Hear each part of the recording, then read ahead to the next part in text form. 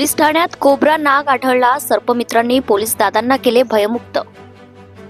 Police म्हटले की भल्या भल्यांना भंबेरी उडते, परंतु चक्क पोलीस स्टेशन कार्यालयाच्या पोलीस कार्यालयात कर्मचाऱ्यांच्या व सर्वसामान्य पोलीस स्टेशनमध्ये येणाऱ्या नागरिकांच्या हॉल नजीक विषारी जातीच्या कोब्रा नागाने पोलीस दादाला सलामी दिल्याने पोलिसांची भंबेरी उडाली.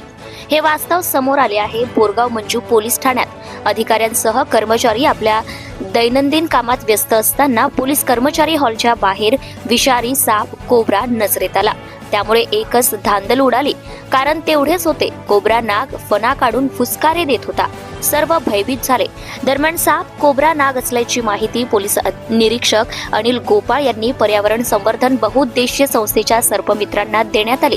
वेळेचा विलंब न करता सर्पमित्र कुमार सदाशिव, सर्पमित्र प्रशांत नागे, सर्पमित्र सूरज सदाशिव, रोहित इंगळे यांनी त्वरित पोलीस स्टेशन गाठले. दरम्यान तोपर्यंत साप जप्त असलेल्या एका दुचाकीमध्ये दबा धरून बसलेला होता.